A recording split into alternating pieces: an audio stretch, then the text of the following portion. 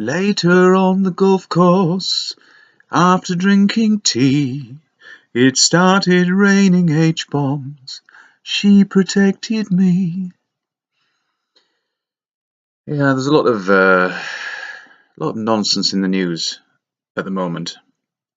The tension building up between America and Russia over the alleged use of chemical weapons in Syria, chlorine gas or something. You know, there's no proof of this. We don't even know whether it's really happening. All these things could be easily staged, as just like so many incidents are. That's why we can't be sure that history is correct unless we were directly involved in it. If you were in the Battle of Waterloo, then fair enough. I know there's nobody alive that still is that can contest to that, but you get what I mean. So first-hand experience is all. So, in my opinion, there are no independent journalists, reporters who can verify this these claims of using poison gas, which is banned, and quite rightly so. In my opinion, all bombs and not necessarily guns. It's people who kill people, not guns. Guns don't kill people. Rappers do. Goldie-looking chain there. I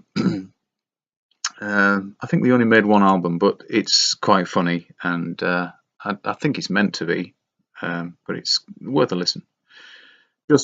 Just for the use of a Steel Eye Span song, which they lift and use. Anyway, music, you know. So,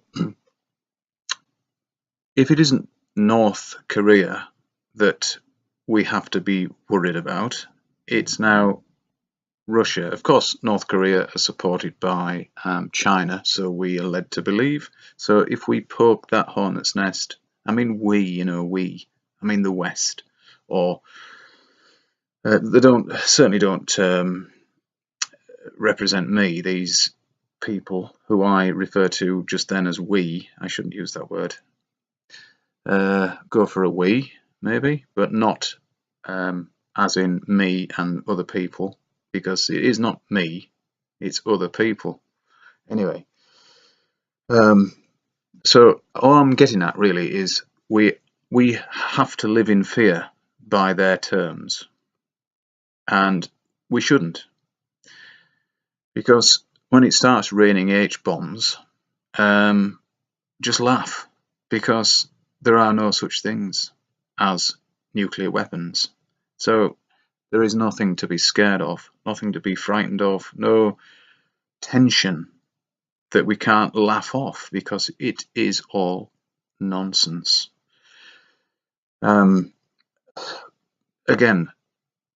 don't take my word for it. Just work it out. It's logic. That's all you have to use. Logic. For a start, you could look at the I don't think it was meant to be a comedy when they first released it. They showed it, but you look at the testing of nuclear weapons when I think it was back in the 50s. You must have seen the model house that blows apart, yet the camera doesn't even shake when all this is going on, and it's all clearly a model. It's like all the space bollocks back then. It's because they didn't have CGI. It had to be done with Oh, I always forget this. It's stop motion animation, move it a tiny amount and then take a photograph, and then move it a tiny amount and take a photograph. That shit. Well, there's nothing wrong with that. It's a great way to animate what you can't do on a big scale, which would be very difficult on a big scale. Great.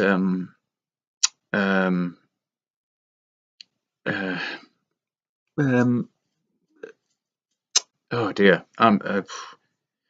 So if you've seen Sinbad, I can't remember which. There's so many Sinbad films, but there's some really bad ones, and but the one where he's fighting the Hydra, and that's so well animated, and the skeletons.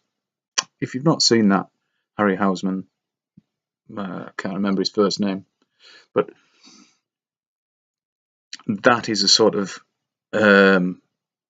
trickery that they used to demonstrate one space, but what I'm talking about is nuclear bombs. Oh, but big mushroom cloud though, big mushroom. Yes, every big explosion has a mushroom cloud. It's not just nuclear explosions, which I don't believe in anyway. A big explosion will form that. It's just the way that the hot air reacts, rises, and then cools, and then it's obvious, really. But there are many examples of the footage of early bomb testing, so they say, and you can see right through it. It's like a pane of glass, a clean pane of glass, not like the ones that I'm looking through, or well, I can say the ones because it is double glazed. I think it's dirty on the inside. But that's whatever.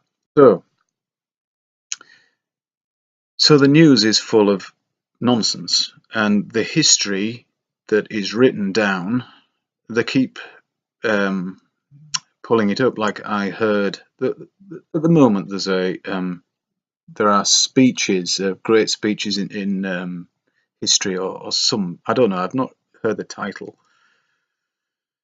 but it's on PM, I think, with Eddie Mair, and I've just caught a couple of them. I caught the Ronald Reagan one.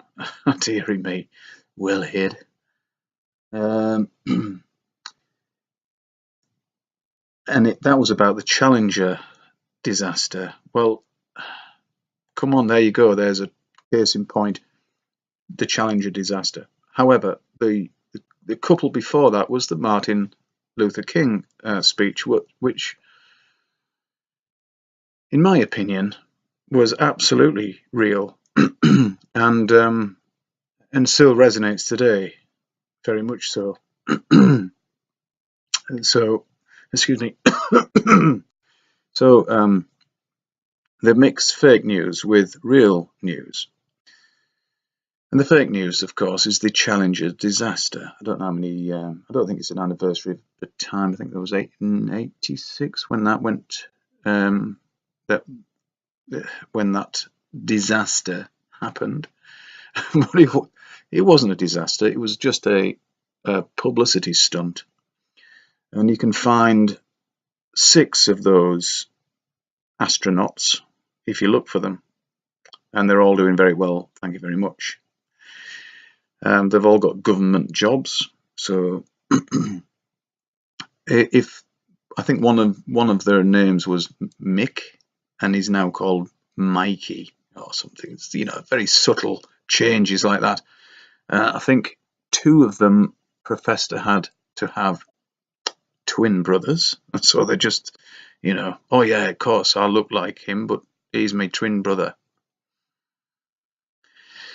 And that's the one famously where the teacher died. Oh, the teacher. There aren't many professions that pull on our heartstrings like teachers and nurses, that sort of caring, educating, sort of nurturing type of profession, that if we lose one of those people, we all have to be very sad. Now, I'm only saying this in a sarcastic way because I know it's bullshit. And I'm not saying that losing a teacher or a nurse isn't sad, of course. But I'm just saying, when people may try and make you sad, feel emotional about a certain incident that is fake, then they are criminals, but they're playing with your emotions for effect, to really to show how brave these people are to be blasted off into space, and really there is no such thing as space. Nobody gets in those rockets. Oh dear, and rockets cannot land again back on their bases or whatever. If you have a set of darts, just take the flights out of them and then throw them, see what happens. And that is exactly the same thing. If you're going to land a rocket back down, it would need flights. Why are the flights on arrows, do you think? Why did they bother? Because in the old days they had to take bird feathers, and then to be a Fletcher was quite a skilled job, and you had to then put them on the opposite to the sharp end of the arrow, which was a skilled profession. But without them, the arrows would just go anywhere. They would not be accurate. So if you think SpaceX can land rockets, you're an imbecile. An imbecile. There's no other word for it. You are okay, there's several words, but imbecile is probably the most kindest. So I'll just stick to that one. Hey dear. So don't worry about the outbreak of nuclear war, because it's not going to happen. There are no such things as nuclear bombs. Otherwise, Nagasaki and Hiroshima wouldn't be fully occupied and booming cities like they are. All the life around Chernobyl would be either dead or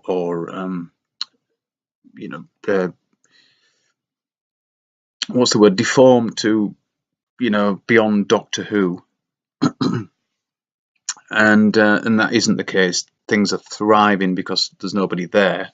Actually, there is a group of people that insisted on staying, mainly old people, and they are fine as well. They are they couldn't be but healthier, The nuclear radiation didn't affect them whatsoever. So nobody's seen an atom. In my opinion, nobody's split an atom. God knows what they're doing in CERN. Why do they need an Indian god of destruction outside that place? I don't know. It's all to do with their ridiculously twisted minds, where everything is an illusion. Really, it's just a magic trick. Anyway, I'm gonna have to go because I'm not going to tell you why, but I'll have an accident if I don't. So see ya.